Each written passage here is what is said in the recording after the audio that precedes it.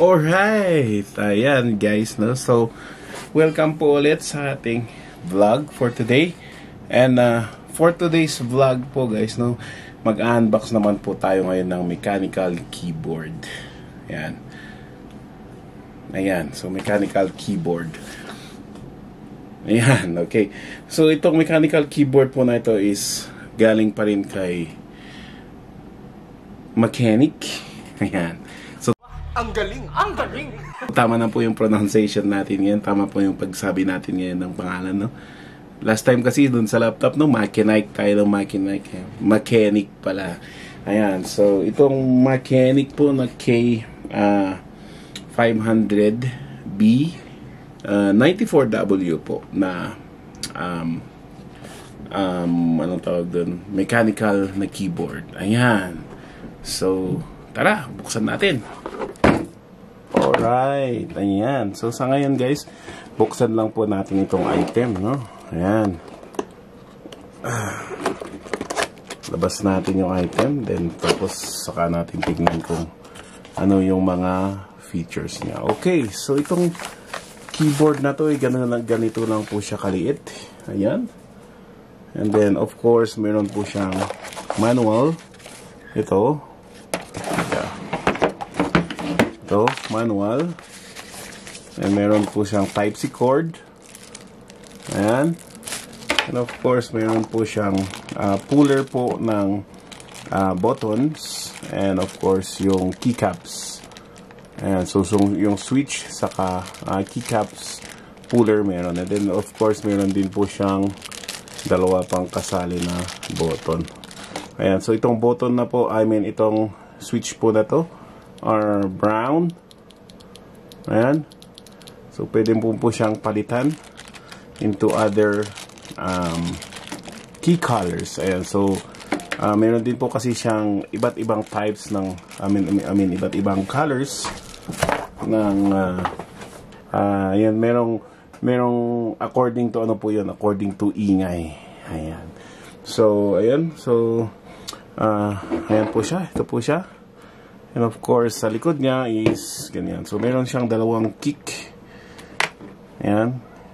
Kick guard na, ano yan, isang ano lang po siya, no? Ayan. And of course, nandun yung switch ng Bluetooth or 2.4G na Bluetooth. And kasama nito. Ayan. So, kung gusto mo pong itong gamitin mo, pwedeng yan, switch mo dito. Or pag Bluetooth, gamitin mo dito sa BT. Ayan, to the side po, meron po siyang dito yung Type-C. Ayan, Type-C port, charger, or pwede mong gamitin cable para wired na din yung keyboard mo. And then, of course, ito si Mechanic K500 na label niya. Makita. Ayan. Alright, so, dito po, wala na. So, unang-unang gagawin natin is i-on natin. Okay, ayan guys, no? So, ito na po siya. In close up, ayan. So, tignan po natin, no? I-sound check lang natin itong mechanical na keyboard natin. Right? Atin. Ayan, so, ganyan po siya kaingay. Hindi gaano. Kasi, ayan nga. Brown tip. Brown tip po kasi siya. Ayan, so, dito din po natin madidistinguish ang ating kalakas ng ingay ng keyboard. So, for this demo, ito siya. Ayan, and then, pag i-on po natin yung kanyang LED. Ayan, so, tignan muna natin, no, itong niya, itong itong keycaps hanggang dito sa switch niya, no? So, ayan.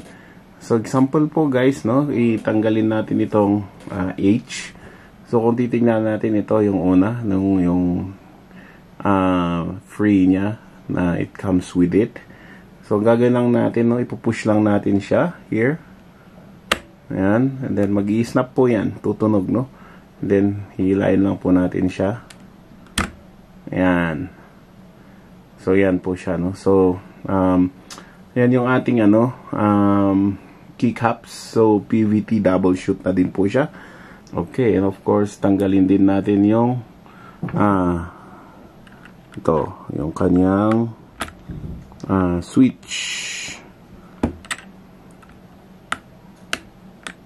Ayan. So, yung kanyang switch po guys, no, dito po siya, left and right, no, ang paghatak natin sa kanya.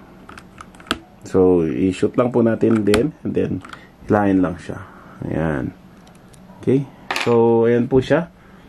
So, 3-plate pin ng ng ating switch, and of course it comes with a Wano brown switch, no. So actuation force niya is 45. Ayan, actuation force niya is 45 grams, and of course yan. So kung titignan natin, transparent yung housing niya. Ayan, so kung titignan din natin yung board niya, ayan po, no. So, yan po yung, hindi kita. Anyway, so yan po yung kanyang board. Yan, so ibalik natin ngayon. Balik natin ngayon siya. Okay, ayan. So, ayan. So, press lang po siya, no? And of course, babalik din natin ulit tong CH. Ayan. So, pwede na pong tanggalin na lang natin siya.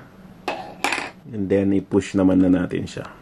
Okay, so try naman natin yung ilaw niya. Nice, no? So, yan muna natin. Yan. So, ang on ng kanyang RGB. Ayan, nag-on na po.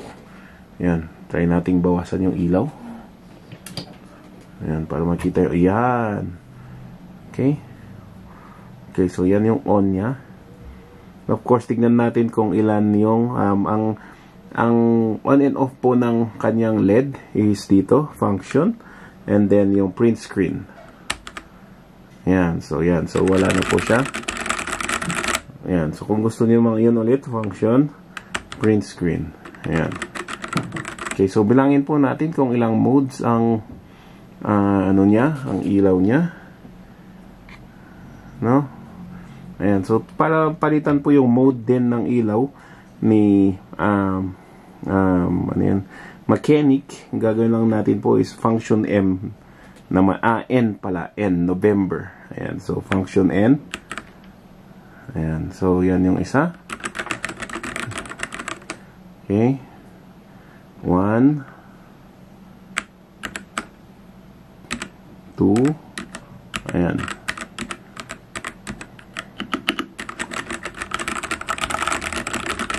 Okay. 3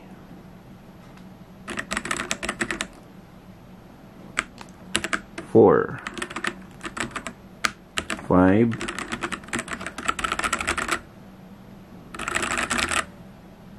yan 6 7 8 yan 9 10 yan 11 12 13 14 15 16 17 18 19 20. Ayan. So 20 modes po siya guys, no? Ang pwede mong i-select as yung color light mode ng Mechanic K500. Alright, ayun guys, no? So yun lang guys ang ating review for this Mechanic K500 B94W na keyboard. Ayan. So, saan po kayo makakakuha? Sa mga taga Baguio po, pwede po kayong pumunta sa may Mechanic Concept Store, sa may Center Mall po, 4th floor po.